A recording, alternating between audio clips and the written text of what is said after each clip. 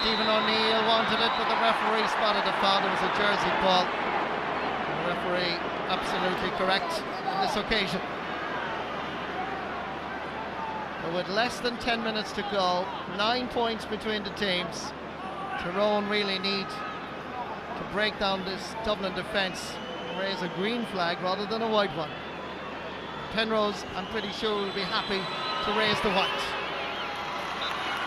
4 points for Martin Penrose.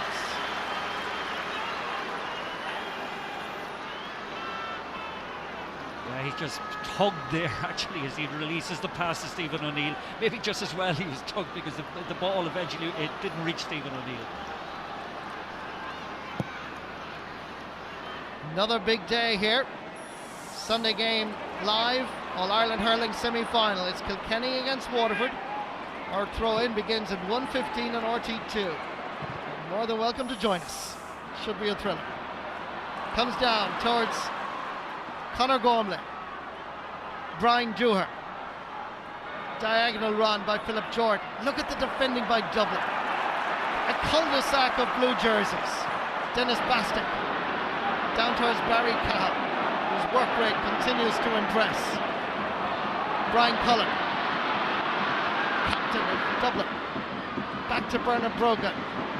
There's nobody around the goalpost, so he has to go it alone. What about that? Salute Bernard Brogan, Footballer of the Year 2010.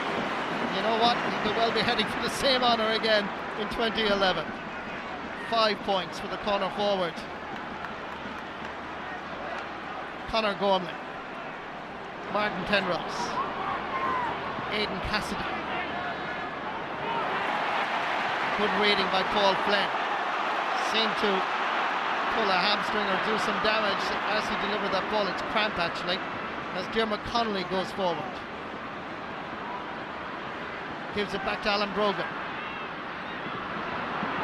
Fronting him is Philip Jordan. Brogan with the left boot. Dublin can do no wrong. It is an exhibition par excellence in an All-Ireland quarter-final. Dublin have found their form.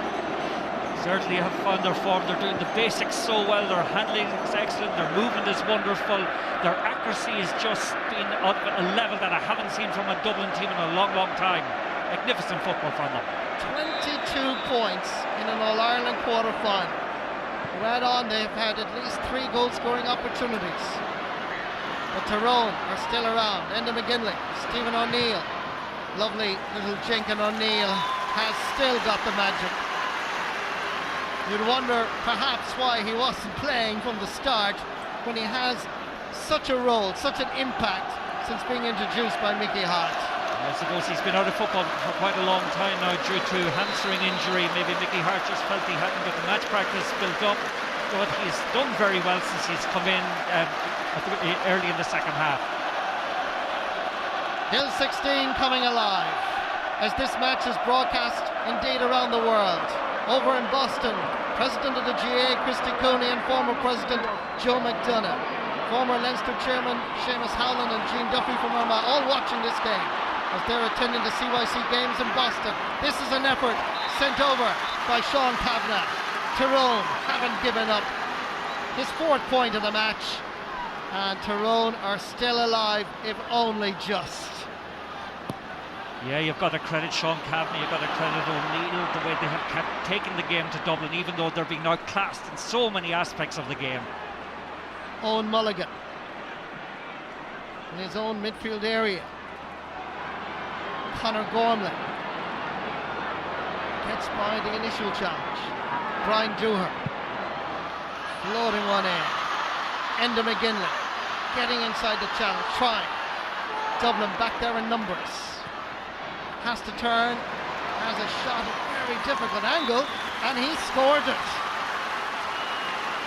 Great score by Enda McGinley.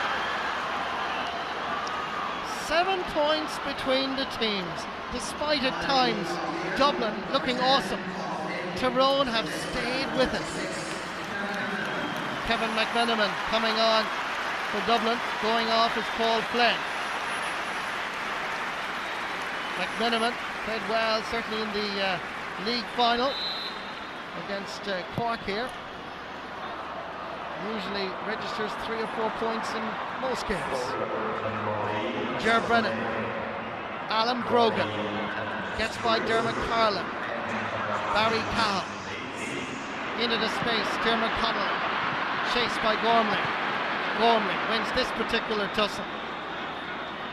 Joe McMahon, past the 45, over this side, Brian Dooher, leaves a run on, fires Martin Swift. Stephen O'Neill, the running off the ball by Mulligan. Good anticipation by Ger Brennan. Read the situation really well and comes forward. Ross McConnell, Kevin McMiniman. Good anticipation this time by Dermot Carlin. In the past, as we know, Dublin have lost substantial leads. They have it here. Can they hold on to it? Sean Kavanagh, 4 Dublin players around him. The support play finally arrives. It's O'Neill. This one slices off the boot. Ball is well wide for Tyrone's only 6th wide of the match. Yeah, but wonderful defending once again by Dublin. Still late in the game, they're managing to get numbers, any numbers around any Tyrone player with the ball. They've maintained this consistency and this intensity right from the first whistle. So their level of conditioning is excellent. Their team play is just of such a high standard. This is going to get, certainly anybody from Donegal will be worrying about this outcome if it eventually, as it looks like, ends in a Dublin win. So you're speaking for yourself, Martin Carney. I think so. James McCarthy to Barry Cahill, Alan Brogan, Cian O'Sullivan. Most coaches will tell you to get by the initial challenge, but on this occasion, I think Cian took a little bit too much out of it. Mark Donnelly picking up an injury there and that tumble for possession. Sean O'Neill. Referee will give the extra few meters to Tyrone. Time ticking away for Tyrone. 2 minutes left in the match. A floating one in. Tyrone need goals. Well gathered by Ger Brennan. Fouled as he was coming out. And that is clearly a free for the Leinster champions. Yeah, Brennan has been very steady all day, manning the middle very well. But overall, like the incessant pressure applied by Dublin throughout, their crisp tackling, their enthusiasm. I thought the fresh blood that they introduced throughout the game helped them also. But you know what's important about Ger Brennan as well is his discipline. His discipline has really improved, and for that he should be applauded. Very much so. It's much more, a little bit more wisdom this year than he's had in the last couple of years. But they are a team, Martin, that look to be today on a mission. Eamon Fennell coming on for Dennis Bastick. He was really impressive. He gets the high fives from Owen O'Gara, Michael Darragh Macaulay, Sean Murray amongst the substitutes there. A job well done for Dublin, wasn't it, Mark? Well done for Dublin, and if you're churlish about things and maybe look for a fault, and you just say, okay, 22 points they scored, the majority from play, but you would love to have seen them embellish that with a goal or two, because their approach play definitely deserved a couple of goals throughout the course of the game. 2 minutes added time here in Croke Park. Kick out by Cluxton is aimed at Kevin Nolan. It's going to be a sideline ball. Yeah, you get the feeling also today is maybe the day the music died from a Tyrone point of view. You know, you hate these guys, a lot of them have won 3 All-Irelands and that, but many of them today look very tired, in particular when they were in one-to-one situations at the back. You just feel maybe that their best days are past them. Pat Gilroy, the journey no doubt continues. Going to introduce another substitute. Billy McMahon is wearing number 30. He's coming on for Kevin McMahon. Beg your pardon, for Kevin Nolan. Billy McMahon for Kevin Nolan. Hill 16 at this stage chanting. They know that they have now booked their place in the All-Ireland football semi-final of 2011. Dublin beat Tyrone last year with a cracking goal by Owen O'Gara, but Tyrone always said they had registered 17 wides. There is no doubt it is victory today is unequivocal from a Dublin perspective.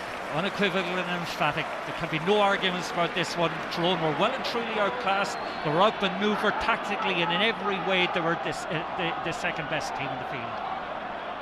Joe McMahon brought to ground by Kevin McMenamin. McMahon didn't like the challenge, and frustrating for him. He really shouldn't be indulging there. As Kevin McMenamin indulged in a little bit of cynical fouling. Joe McMahon floats one in in the hope of getting a lucky break. Gathered by Eamon Fennell, who's just come on for Dennis Bastick. Kevin McMenamin lets the ball go quickly and gathers the return. Billy McMahon will change the direction down towards Bernard Brogan, looking around for support. Barry Cow,